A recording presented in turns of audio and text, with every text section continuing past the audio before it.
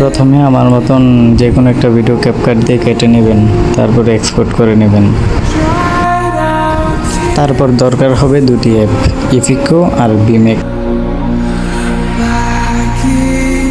App থেকে video select করার পর স্ট্রাকচারে গিয়ে স্ট্রাকচার 100% করে দেবেন, ভিডিও সেভ করে নেবেন।